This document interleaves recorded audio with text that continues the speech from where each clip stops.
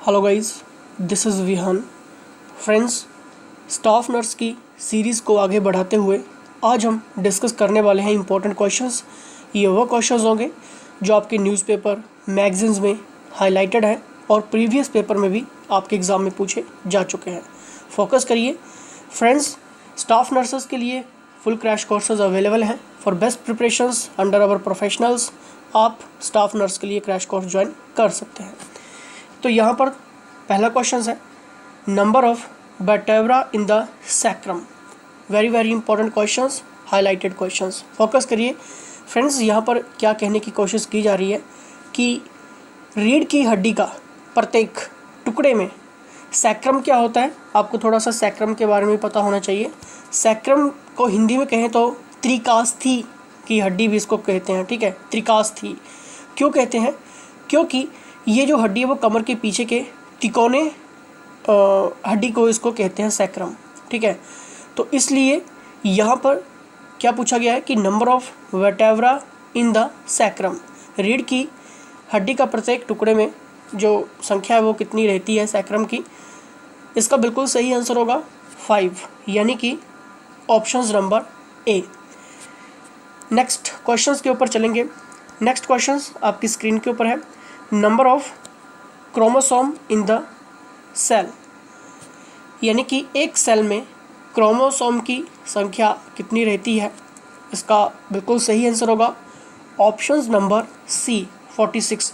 Friends, ये questions आपके nursing exam में पूछा जा चुका है और अभी जितने भी एग्ज़ाम हुए हैं, चाहे मैं PGIMR की बात करूं या फिर एम्स की बात करूं, तो वहाँ पर भी ये जो एंट्रेंस एग्ज़ाम रहते हैं प्राइवेट सेक्टर्स के लिए, तो वहाँ पर भी ये क्वेश्चंस पूछा गया है। तो इसलिए आपके हिमाचल कमीशंस के लिए भी ये इम्पोर्टेंट हो जाता है स्टाफ नर्सिंग के लिए, ठीक है। तो इस तरह से क्वेश्चंस आपके एग्ज़ाम में बन जाते हैं। नेक्स्ट क्वेश्चंस आपकी स्क्रीन के ऊपर है। Atrial septal defect occurs to the persistence of, यानी कि यहाँ पर क्या बात की गई है कि किस कारण एक सेप्टल दोष होता है। किस कारण होता है, अगर आपने पढ़ा होगा, ठीक है, नर्सिंग में आपके ये सब्जेक्ट रहे हैं, किस कारण होता है। इसका बिल्कुल सही आंसर है फॉर्मैन ओवाल, इनकी ऑप्शन नंबर ए। तो हर एक क्वेश्चंस को यहाँ पर समझने की कोशिश करिए क्योंकि ये आपके स्टाफ नर्सिंग में बहुत ही ज़्यादा इंपॉर्टेंट क्वेश्चंस रहने वाले हैं। नेक्स्ट क्वेश्चंस डेली साइंस के जितने भी क्वेश्चंस होंगे दोस्तों आपको क्रैश कोर्स में मिल रहे हैं, तो जल्दी से आप ज्वाइन कर सकते हैं। Dash is a water soluble vitamins, इसका बिल्कुल सही आंसर होगा कौन सा विटामिन पानी में घुलनशील है, यानी कि सॉल्युबल है। इसका बिल्कुल सही आंसर होगा ऑप्शन नंबर सी। फ्रेंड्स, मैंने आपको पहले भी ये क्वेश्चंस क्लियर करवाया है कि जब भी वाटर की बात आएगी कि कौन कौन से विटामिन सॉल्युबल हैं, तो आपने याद रखना है बी और सी, ठीक है। और एफ यानी कि फैट में पूछा जाएगा कि फैट में कौन कौन से विटामिन सॉल्युबल है, तो आपको याद रखना है विटामिन के, vitamin E, vitamin D, vitamin A, ठीक है, यानी कि कीड़ा, ठीक है। तो थोड़ा सा आप रिलेट यहाँ से कर सकते हैं। नेक्स्ट क्वेश्चंस आपकी स्क्रीन के ऊपर। The next is quickening means. Friends, ये क्वेश्चंस आपके एग्जाम में बन चुका है। क्यूकेनिंग का मतलब क्या होता है? The movement of the foetus in the uterus felt by the mother, यानी कि ऑप्शन नंबर सी। फ्रेंड्स, इसका क्या मतलब हुआ कि जब जो मदर होती है, ठीक है, जो माँ होती है, वो महसूस कर सकती है गर्भाशय में जो भ्रूण की गति है, ठीक है, उसकी जो गर्भाशय में भ्रूण की गति को माँ महसूस कर सकती है। तो इसका मतलब क्या होता है? क्यूकेनिंग, ठीक है। तो ये आपको याद रखना है, the moment of the foetus in the uterus felt by the mother. Clear. Next questions आपकी स्क्रीन के ऊपर। Cholera is caused by a kind of bacterium called, यानी कि हैजा एक प्रकार के बैक्टीरियम के कारण होता है जिसे कहा जाता है। तो क्या कहा जाता है? इसका बिल्कुल सही आंसर होगा, जल्दी से सोचिए, अगर आपको ये आता है रिलेट करिए। क्या आपका आंसर सही था? विब्रियो हैजा। क्या आपने ये सोचा था? तो वेल डन। नेक्स्ट क्वेश्चंस आपकी स्क्रीन के ऊपर। Drinking of alcohol will severely affects the, यानी कि शराब पीने से गंभीर रूप से प्रभाव पड़ेगा किसके ऊपर?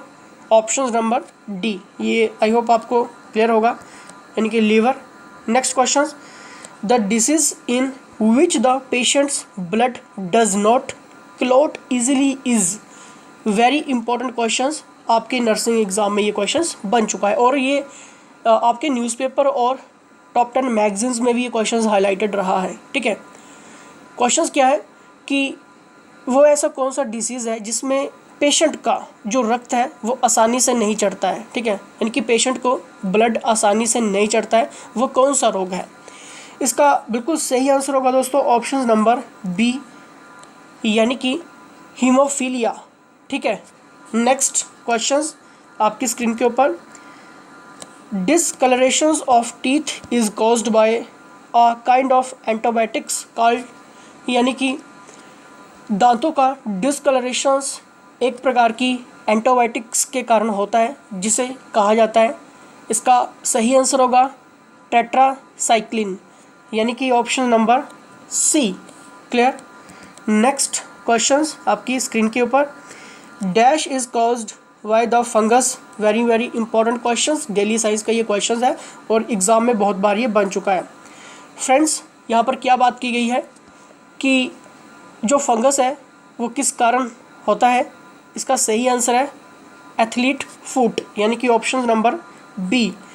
अगर मैं यहाँ पर बात करूँ, अगर जो फंगस जो रोग है वो एथलीट के पाँव में होता है, ठीक है, एथलीट फुट में होता है। अगर इस बीमारी का नाम आपसे पूछ ली जाए तब इस बीमारी का नाम है टाइनापैडिस। ठीक है, तो ये आपको याद रखना है। कौन सा नाम मैंने अभी आपको यहाँ पर क्लियर करवाया? टाइनापैडिस।